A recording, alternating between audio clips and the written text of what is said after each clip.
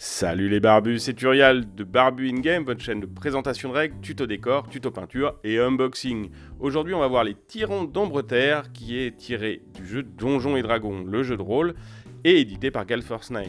Ça nous permet de jouer une maison draw qui va essayer de prendre le contrôle sur l'Ombre Terre. Alors les draws, ce sont des elfes noirs dans l'univers de Donjons et Dragons. Et l'Ombre Terre, c'est le sous-sol, tout simplement, des divers mondes. Alors normalement, l'Ombre Terre, c'est dans le monde de Forgotten Realms, qui est un univers à part, mais il y a des draws dans à peu près tous les univers de Donjons et Dragons maintenant. Le plateau est magnifique, vraiment très grand, et va nous permettre en fait de prendre le pouvoir sur l'Ombre Terre. Donc chaque petite cité va rapporter des points à la fin de la partie. On a des pions, ce qui est assez notable à dire, parce que maintenant les jeux sont souvent soit avec des petits cubes en bois, soit avec des figurines. Là, il y a des pions, ce qui ne change pas grand-chose. Et là, on a la rivière pour le marché. Alors, à quoi sert cette rivière ? Eh bien, c'est parce que Tyrans d'Ombre Terre est un deck builder. On va créer un deck à partir de cartes qu'on va acheter via ce marché. Et ce deck va nous permettre d'impacter le plateau de jeu pour gagner. Donc on a 4 maisons maximum, donc on peut jouer de 2 à 4 joueurs. Chaque maison est identique, il n'y a pas de règle spéciale par maison. C'est juste la couleur qui va changer et ça va nous permettre d'avoir bien sûr notre deck. Ici, on a un petit système pour noter les points de victoire, mais moi, on a fait 7 ou 8 parties, je n'ai jamais utilisé. Alors, quelle est la vraie originalité de ce jeu ? C'est qu'on a 8 demi-decks. Et ces 8 demi-decks ont chacune une faction. Il y en a 6, si je ne dis pas de bêtises. Et ces factions vont avoir des mécaniques différentes. Et quand on va créer sa partie, on ne va en utiliser que 2. Donc, du coup, on va à chaque fois avoir une partie différente. Là, par exemple, vous voyez les abominations qui vont avoir toute une mécanique de manger les cartes, si je ne dis pas de bêtises, et de poser des espions pour la plupart des temps. Les espions, c'est une mécanique particulière du jeu. On va avoir, par exemple, là, les morts-vivants. Donc les morts-vivants, eux, ils vont permettre de ramener des créatures à la vie ou d'utiliser des créatures qui sont mortes pour pouvoir jouer. Il faut savoir que dans ce jeu, on a un nombre de pions limité. Et ce nombre de pions, quand on les pose, on les récupère plus. Sauf avec les morts vivants, parce que quand on nous tue des troupes, on a une salle du trésor, quand l'adversaire nous tue des troupes, il met nos troupes dans sa salle au trésor, ce qui lui donnera des points de victoire à la fin de la partie.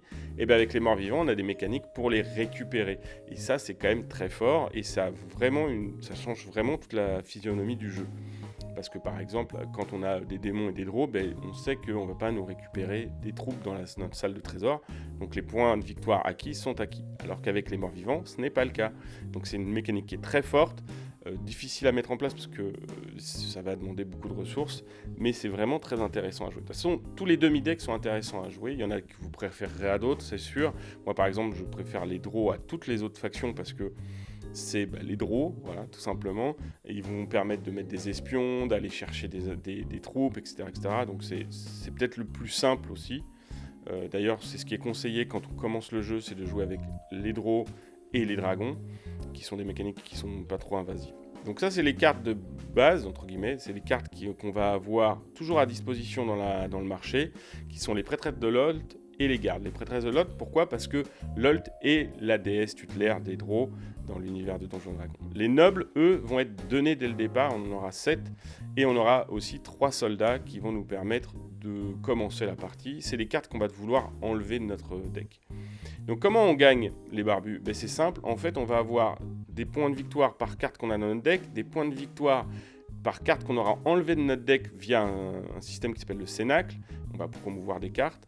On va gagner des points de victoire par cité qu'on contrôle et on va gagner des points de victoire par troupe qu'on a détruite. Alors il y a aussi une autre mécanique, c'est qu'on peut gagner des points de victoire via le contrôle total des troupes pendant la partie. Donc ça nous donne des points de victoire directs et ça c'est très intéressant. Donc ça par exemple c'est le paquet draw. Le paquet draw c'est le plus simple mais c'est aussi celui qui me paraît le plus thématique par rapport au jeu.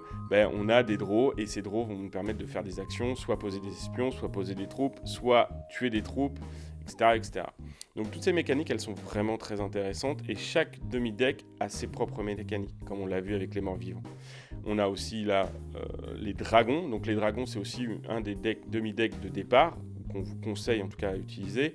C'est assez simple. Par contre, ils ont vraiment une mécanique bien propre qui est qu'au lieu de gagner des points de victoire quand on impacte le jeu, le plateau, le deck dragon nous permet lui d'impacter le jeu via directement une carte dragon qui a ses propres mécaniques. Il y en a 2 ou 3, je ne sais plus, 3, qui ont des mécaniques de création vraiment différentes. Donc c'est très intéressant. Moi j'ai trouvé ça vraiment original à jouer, les dragons, j'aime beaucoup. D'ailleurs c'est un des decks de départ donc, qui est conseillé aux joueurs, et je pense que c'est une bonne chose, parce que c'est celui le moins compliqué à mettre en place, contrairement aux morts-vivants ou aux démons qui vont manger des cartes, ce genre de trucs. Là, on a tout de suite l'effet du terrain. Donc en parlant de démons, voilà le demi-deck démon. Lui, il va permettre de manger des cartes. Donc manger, c'est détruire des cartes définitivement, donc qui ne rapporteront plus de points de victoire. Par contre, elles activent un effet qui est vraiment très puissant habituellement. Par exemple, on va avoir manger une carte et gagner 4 ressources, manger une carte et gagner 4 ressources de combat, manger une carte, détruisez les pions adverses, etc. Donc c'est quand même assez puissant. Et le dernier demi-deck qu'on va avoir, ce sont les élémentaires. Et les élémentaires aussi, c'est très puissant parce que ils vont se synergiser. C'est-à-dire que dans le jeu, on a des types de cartes, ruse, conquête, obéissance, etc. Et quand vous avez le bon type de carte que vous jouez en même temps que la carte élémentaire que vous avez, elle va donner de gros pouvoirs. Par exemple, là, elle donne 2 épées. Là, elle donne 2 épées et 2 ressources pour acheter des cartes, etc. Donc, c'est vraiment une mécanique très forte. Bon, les barbus, nous voilà à la fin de cette vidéo. J'espère déjà qu'elle vous a plu, parce que le jeu m'a été envoyé par Gale Force 9 et franchement, c'était une très bonne surprise pour moi. Donc, n'hésitez pas, si elle vous a plu, à la liker, à me poser vos questions ou vos remarques dans les commentaires, à vous abonner si ce n'est pas déjà fait et à activer la cloche de notification pour recevoir les alertes de nos futures vidéos. Quant à moi, je vous dis à très bientôt pour une prochaine vidéo les barbus, et que le poil soit avec vous.